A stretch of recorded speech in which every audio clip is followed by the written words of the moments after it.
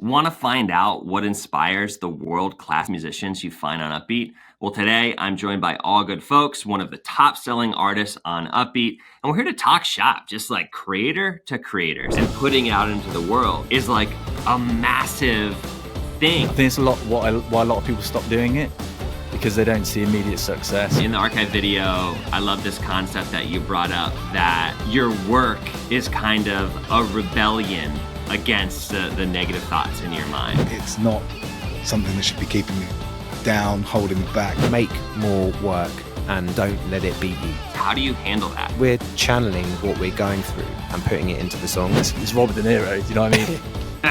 And there's been quite a few times for me I've worked with, difficult people, and two of them are sitting right here actually. Benji, Murray, Adam, so great to have you here.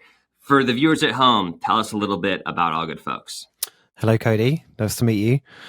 So yeah, we're All Good Folks. We're a production collective. We're basically three producers and musicians, and I guess our focus is kind of songwriting. We've done a lot of music for TV and commercials and that kind of thing, but I guess our heart is mainly in songwriting. This is our humble studio. A couple of keyboards, little desk. And this is where the magic happens. And magic it is. And I'm sure that it's hard to kind of keep track of now that, your stuff has been used by millions, artists and brands and creators and stuff. But can you speak how does that feel when you see something you wrote being used and broadcast now to the ears of hundreds of thousands, millions of people? It's validating and it's humbling and it's exciting, and I'm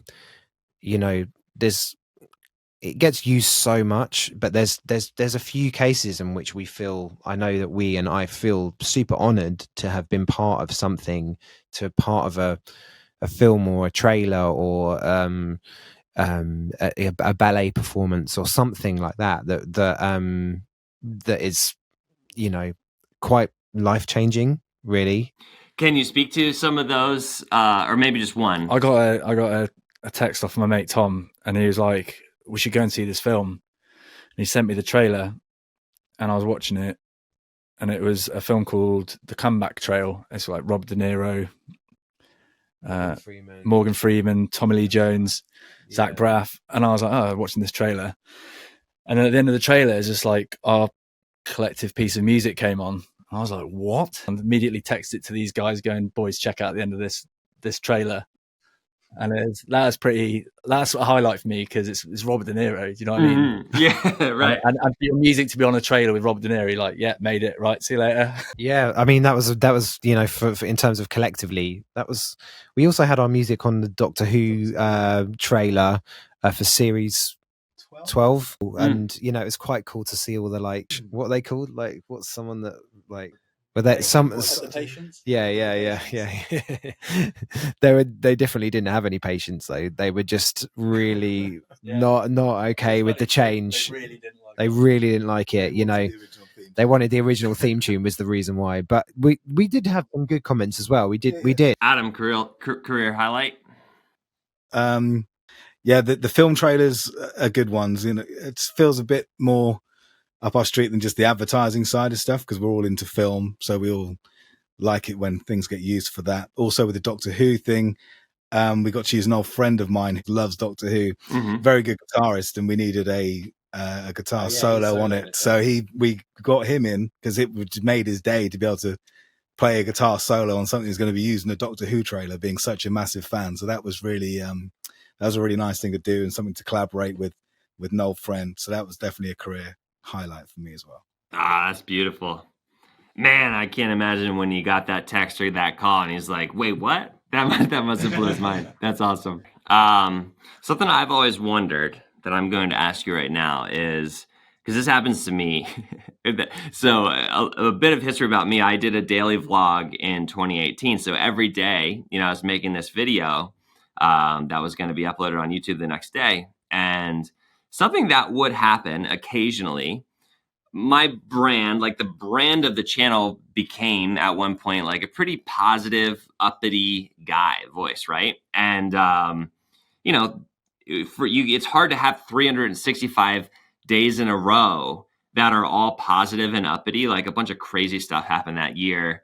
So there were definitely days where I felt like the concept of the video that I was making was positive, but my internal, like where I was at internally, was not at that level of positivity. So has there been a time like in that cycle of overcoming the kind of negative voice, you've overcome it, now you start writing this positive song, and then the next day or 2 days or 3 days, the negative voice starts winning more, but you're still working on this positive song. So what was working for you, is no longer coming naturally. Like when that happens, how do you handle that?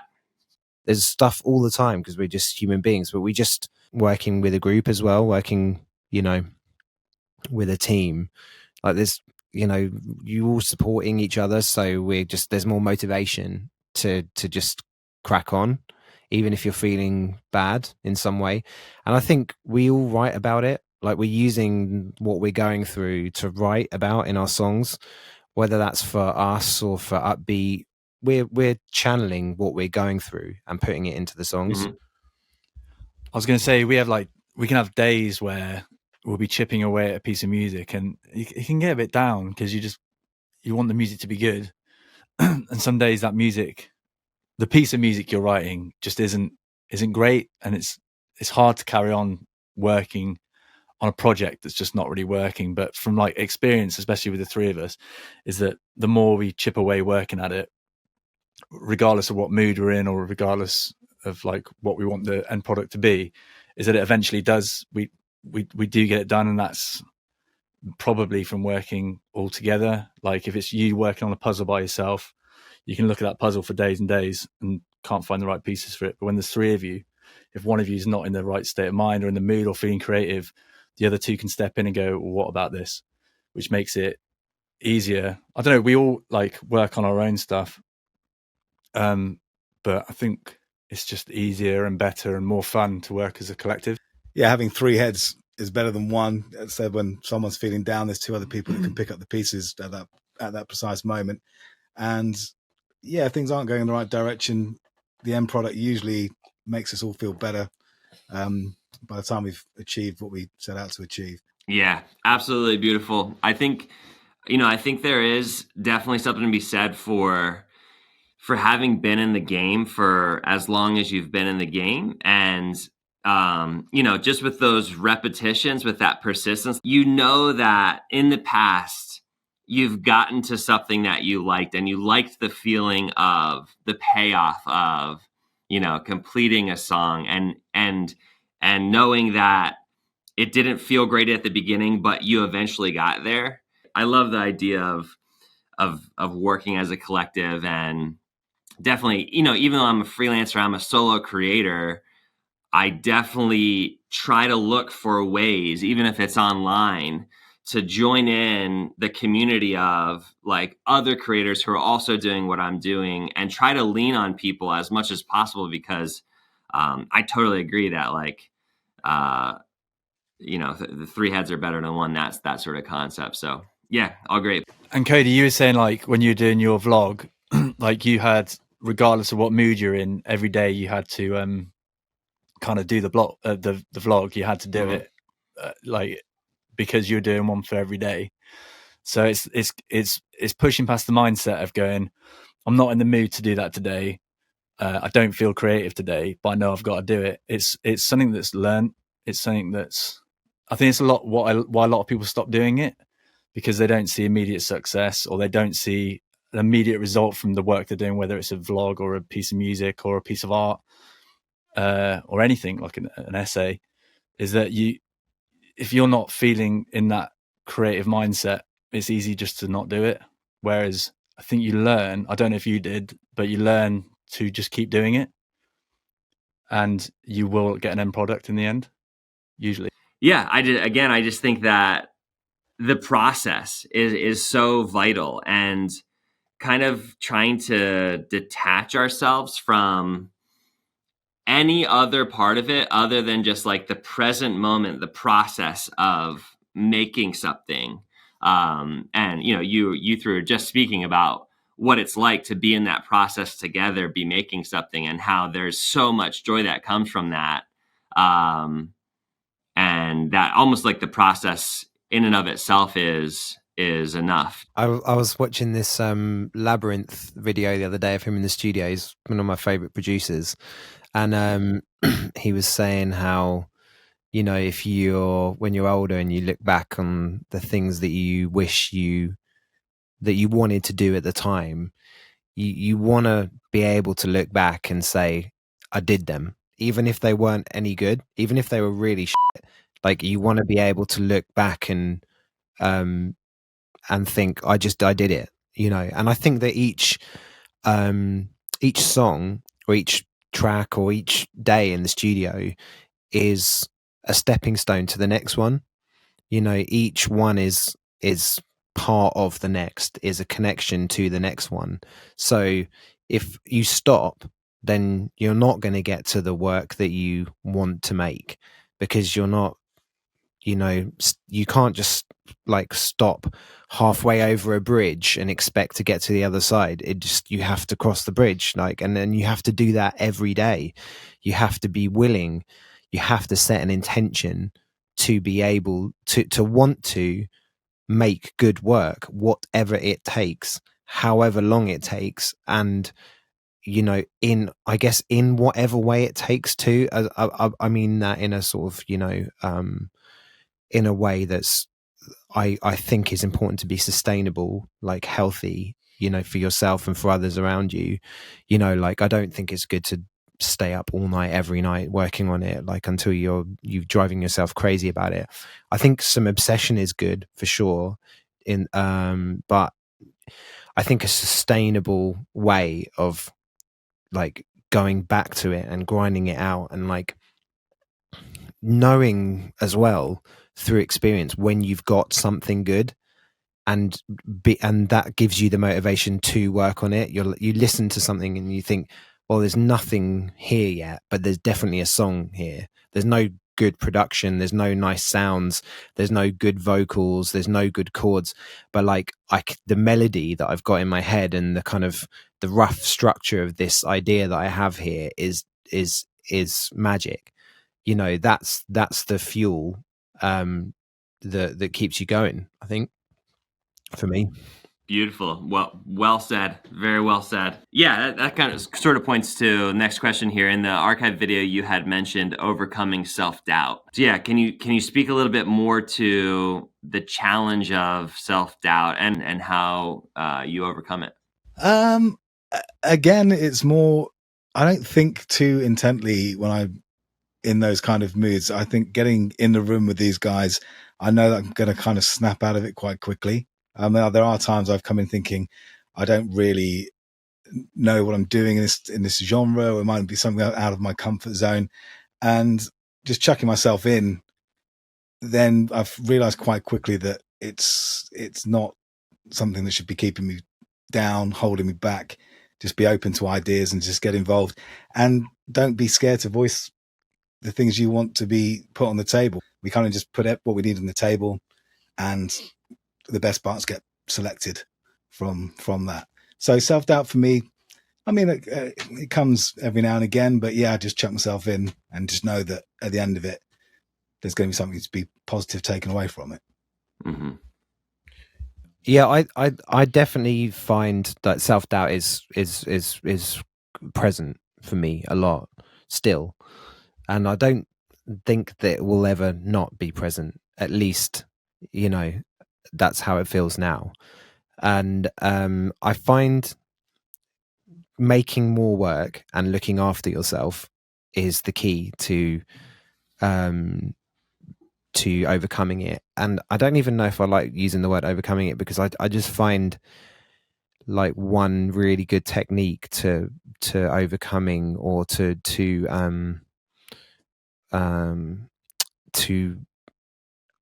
allowing a feeling to to be there is to just acknowledge it. And it seems to have less power. I think the most important thing is to acknowledge it's there, to welcome it, and then channel it, like write about it, to do something with it. Like, it will go when it's ready. It could take hours, days, weeks, whatever, but it will pass. It will pass at some point. And making more work with people that you enjoy working with, and getting better and seeing and noticing what you're doing, is the best remedy for it. Is make more work and don't let it beat you. Yeah. Like, we'll have days where we have like massive self-doubt, whether it's to do with ourselves or a project or a tune or a song, or a brief. And then throughout all that self-doubt, you write a piece of music, and at the end of it, sometimes we're just like, oh, that's actually pretty good. Yeah. Benji, in the archive video, I love this concept that you brought up, that your work is kind of a rebellion against self-doubt. It's kind of a rebellion against like the negative thoughts in your mind. And I really love envisioning that picture of like my self-doubt is a person. It's another person over here, and they're rooting against me, right? But like the process, diving in, hitting record on the camera for me, opening up Logic for you, or taking pen to paper, like the self-doubt guy over here is like looking at that happen, and he's like, no, and like you're kind of like smirking over it. I'm like, yeah, you see this? Like, this is me rebelling against you, my guy. I really love that picture. In 2018, I started this concept movement, something called No Small Creator, and it had a similar vibe, in that the process of creating something, of taking something from inside your brain, inside your head, and putting it out into the world, is like a massive thing. It's an incredible thing to take something that doesn't tangibly exist and then make it tangibly exist. It's like, that's really huge. The process of doing it, the process of creating something is massive. Yeah, just wondering from the three of you, when someone's just starting out and they're getting down on themselves and they're dealing with self-doubt, or they're feeling like, maybe I'm not good enough to make this happen, what sort of words of encouragement do you have for someone in that situation? To whatever millions of obstacles you're up against, I'd say write about them and don't overthink it. Just put it down. At least you've got it out. I feel for me, the way it is now is just letting it in and letting it be there and working with it. And it will go when it's ready. But in the meantime, harness it, ask it questions, and then write those answers down and turn them into art. Mm-hmm. Like collaborate with the guy over there. Now you're working together. Yeah, work together. It's way more powerful. That's beautiful. For people like starting out doing whatever kind of area it is you want to get into, whether it's vlogging or writing music or writing films or writing TV or writing poems or writing books, is just go out and do it, regardless of an end goal. Just start doing it and get it out there, because if you don't do it, no one is ever going to hear of it or see it or read it. So potentially contentious subject wanted to bring up. A bunch of growing talk about AI, how it is coming into all of these different creative fields, artificial intelligence. How do you see it affecting maybe your entire industry or your own creative process? I don't know. I feel like there's a threat, like just looking at it really simply and plainly and bluntly, like maybe there's a threat. Like maybe there'll be computers that will make music as good as we do, quicker, and will be put out of our business. In that case, we would have to find another way of earning money, but that's not going to change the enjoyment that we get out of writing songs. And I know that isn't the only important thing. It is also important to be able to sustain yourself and your family.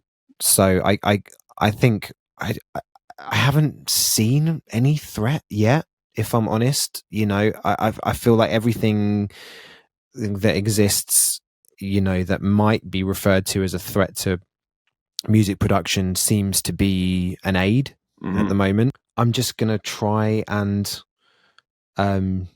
just keep going and stay up to date and keep working with it rather than against it again.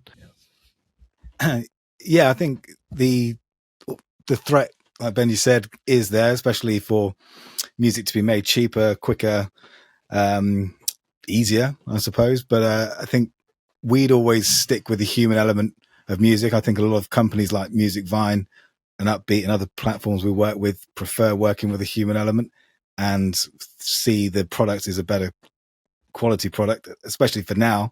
What we've seen from what AI can do, it's not really up there with what you can get from a team of producers and musicians. I think embracing the tools for the industry that AI can bring is keeping a positive spin on that, trying to keep thinking positively about what AI can bring to your industry. Like the other day, using, what was the program we used when we loaded my vocal into a program to see what it would sound like with a female vocal, gave us the female vocal back, note for note, word for word, just so we could hear what the song would sound like in a different perspective. And that was great. And we didn't use the site. If we wanted to then change to a female singer, we would have gone and looked for a session singer to sing it. So we wouldn't, but it just gave us that quick thing that we needed then and there to hear what that would sound like in female alternative. Yeah. Yeah, that's super awesome.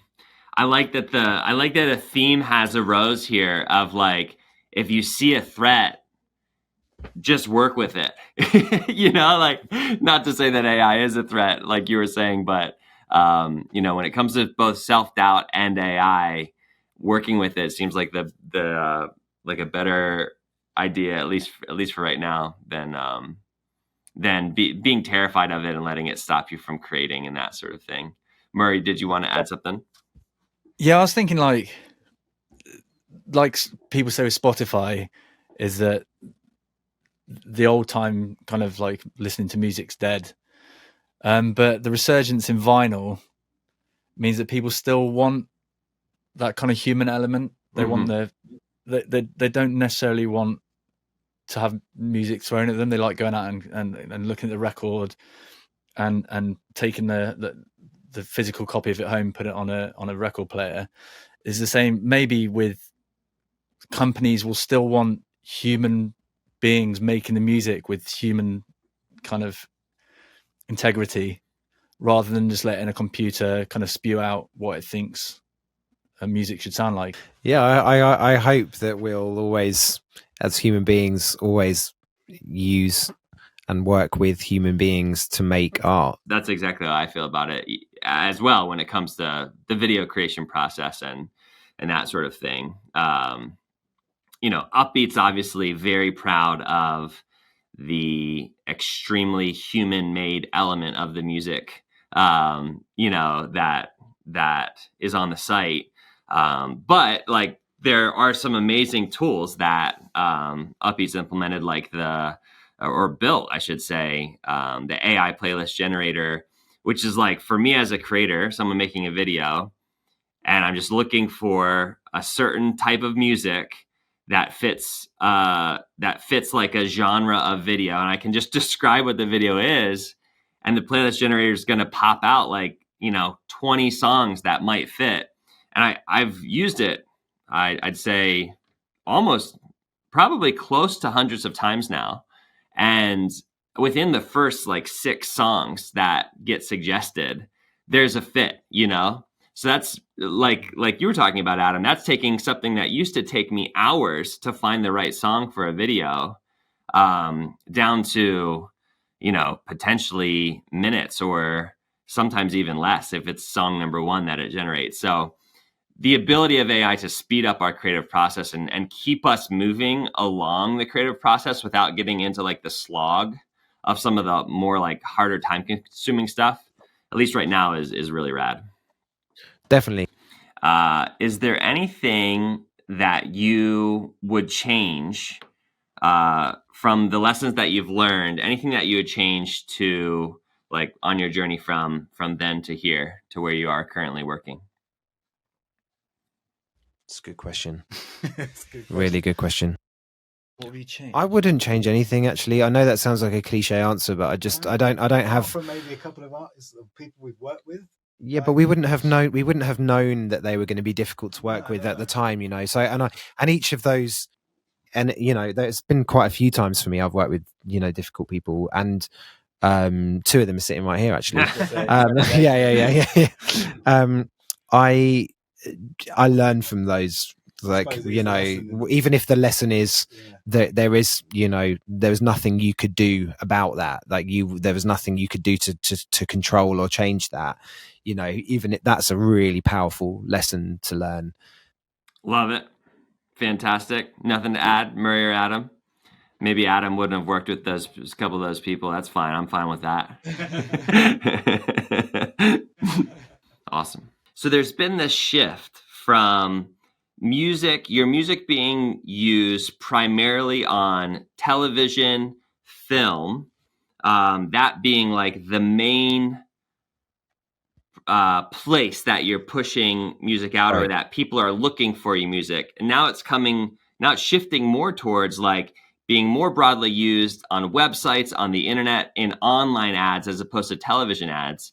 How's it been kind of riding that shift? How's that affected you? I think it's just given us more work. It's just given us the opportunity to have more music used all the time. You know, our music gets used so much. You know, I'm super grateful for that, because like, otherwise the options would be super narrowed for us in terms of how to and where can we get our music used. So there's so much content, and you know, that's one of the reasons why we're doing well, because there's so many opportunities for us to have our music used. Musicvine and Uppbeat have been so like life-changing, game-changing for us, you know, in terms of giving us a platform and giving content creators and video producers and filmmakers and people that are making their wedding videos or whatever life moment stuff access to our catalog of music, and it being used all the time. So, you know, we're grateful that there's online content too, for sure. Awesome. I love to hear it. I absolutely love that. But I totally agree. Like the kind of democratization of and the explosion of need for content over on the video side has been nothing but amazing for, you know, solo creators, video producers, that sort of thing. All right, last question. Any cool projects, exciting projects that you're able to share about that are in the pipeline, or stuff that you're excited about, looking forward to? I mean, I guess there's we're writing songs for pop artists at the moment. Like that's where our head is at.